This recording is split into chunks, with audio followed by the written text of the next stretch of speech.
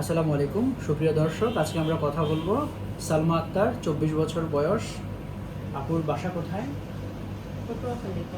পটুয়াখালী কলাতলা। কলাতলা, আচ্ছা। আপনারা যদি আপুর হাতের কালারটা একটু দেখেন, মানে আপনারা দেখতেই পাচ্ছেন দুইটা হাতের রং দুই রকম। স্পেশালি আমরা যদি ডান হাত দেখি, ডান হাতটা কিন্তু অনেকটা সাদা হয়ে আসছে।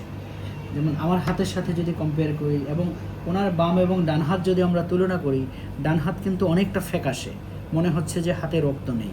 আচ্ছা আপু, হাতে কি সমস্যা হয় আপনার একটু যদি বলতেন আমাদের? ঠান্ডায় গেলে রং চেঞ্জ হয়ে যায়, সাদা হয়ে যায়। ঠান্ডায় গেলে রং চেঞ্জ হয়, সাদা হয়। শুধু কি সাদা হয় না এর পাশাপাশি অন্য কোনো রঙও হয়?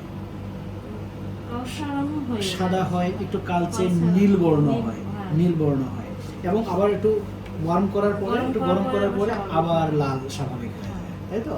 জি দর্শক, এই যে সমস্যাটার কথা উনি বললেন যে ঠান্ডায় গেলে হাতের রং সাদা নীল হয় এবং আবার আবার একটু তাপ দেওয়ার পরে বা হাতে একটু উষ্ণ করার পরে এই হাতের রংটা যে আবার আপনার আবার স্বাভাবিক যে বর্ণ একটু লালচে বর্ণ হয়, এই সমস্যাটাকে আমরা বলি রেনল্ডস ফেনোমেনা।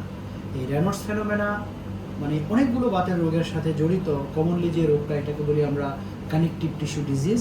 এর মধ্যে অনেকগুলো রোগ আছে, যেমন সিস্টেমিক লুপাস ইরিথেমেটোসাস, ডার্মাটোপলিমায়াসাইটিস, শগরেন সিনড্রোম এবং মিক্সড কানেকটিভ টিস্যু ডিজিজ।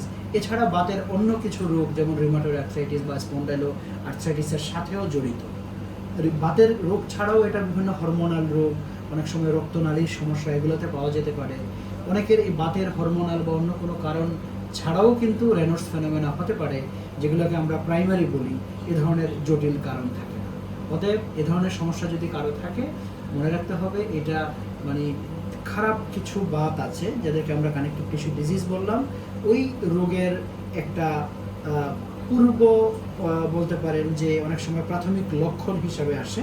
আরেকটি রোগের কথা বলা হয় সিস্টেমিক স্ক্লেরোসিস। এই রোগটারও একটা প্রধান লক্ষণ এই সমস্যাটি। অতএব এই সমস্যা থাকলে আপনারা দ্রুত একজন রিউমাটোলজিস্টের পরামর্শ নেবেন। ধন্যবাদ সবাই।